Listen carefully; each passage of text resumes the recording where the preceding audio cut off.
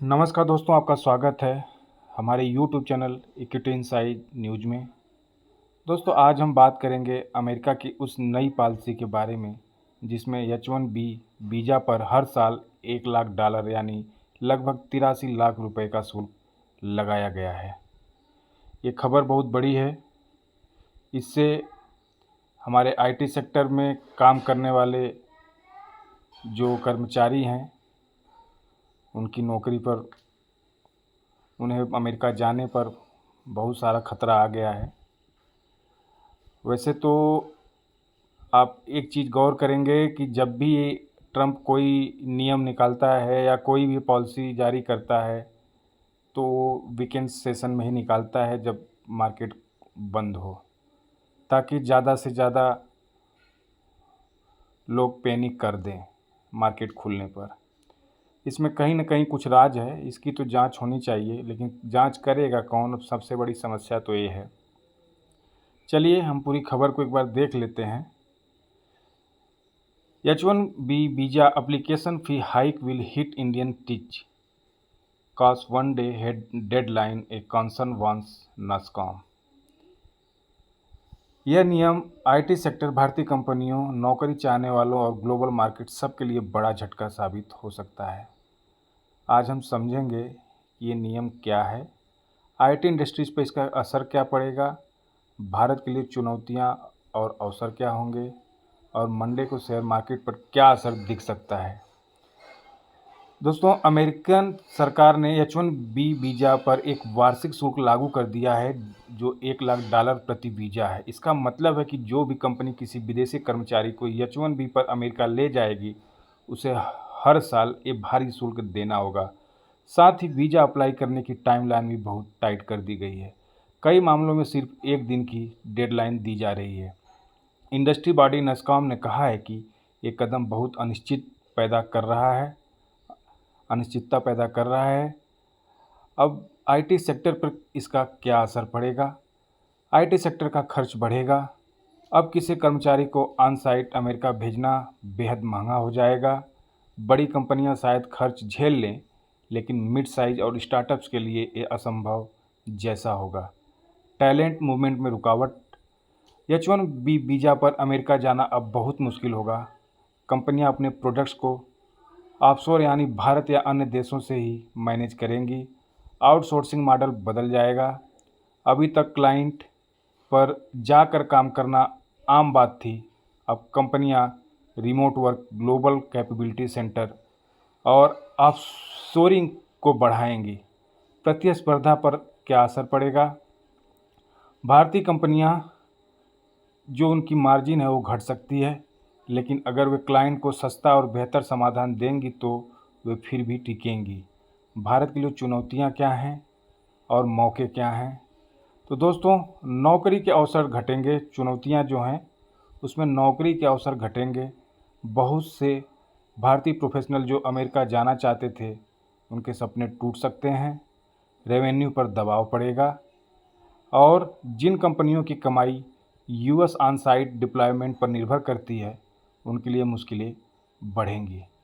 Project deal, clients और कंपनियों के बीच फिर से कॉन्ट्रैक्ट नेगोशिएशंस होंगे। मौके की बात करें तो टैलेंट वापस भारत में आएगा। बहुत से स्किल्ड लोग यहीं पर रहकर काम करेंगे, जिससे भारत का टेक इकोसिस्टम मजबूत होगा। ग्लोबल कंपनियां भारत की तरफ शिफ्ट होंगी। R&D और डिलीवरी सेंटर्स यहाँ खुल सकते हैं। स्टार्टअप्स और लोकल कंपनियों को फ़ायदा। इसमें क्या होगा? अब टैलेंट सस्ता और उपलब्ध रहेगा। डिजिटल और ऑटोमेशन की ग्रोथ। कंपनियां AI और रिमोट वर्क में ज़्यादा इन्वेस्ट करेंगी। अब जान लेते हैं कि शेयर मार्केट और ग्लोबल इकोनॉमी पर असर इसका क्या रहेगा। तो दोस्तों, मंडे को निफ्टी 50 में तेज़ गिरावट आ सकती है। अभी फ्राइडे को इसकी क्लोजिंग हुई थी 25,327 के पास में, वो गिरावट नीचे 25,000 के रेंज तक भी, 25,100 या 25,000 के रेंज तक भी, 25,124 तक भी गिरावट हो सकती है। और अगर आईटी सेक्टर में गिरावट और बढ़ती है तो इसमें और 25,000 के लेवल तक भी जाने की संभावना रहेगी। तो आप 25,000 के लेवल तक नज़र रख सकते हैं। बात करते हैं आईटी सेक्टर की, तो एक बार आईटी सेक्टर का भी चार्ट हम देख लेते हैं कि आईटी में कहाँ तक गिरावट हो सकती है। ये आपके सामने निफ्टी आईटी का चार्ट खुल गया है। आप देखेंगे फ्राइडे की जो क्लोजिंग इसकी रही है वो रही है 36,578 रुपये की, जो कि 100 डेज मूविंग एवरेज के थोड़ा ही नीचे है और यही इसका रेसिस्टेंस बन रहा था।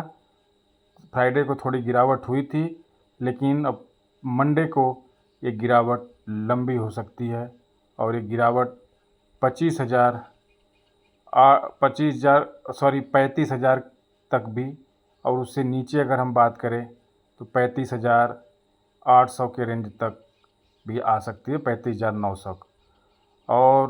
और गिरावट अगर बढ़ेगी, हालांकि इसकी जो ओपनिंग होगी, ओपनिंग मुझे लगता है कि 35,000 के आसपास इसकी ओपनिंग होनी चाहिए। सॉरी,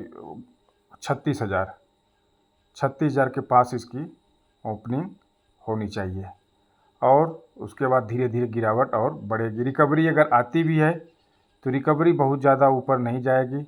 रिकवरी अगर आएगा तो ऊपर से सेलिंग प्रेशर बढ़ेगा और आने वाले समय में शेयर एक बार आईटी सेक्टर एक बार फिर से 34,400 के रेंज तक दोबारा आ सकता है। तो आप इन पर नज़र रख सकते हैं।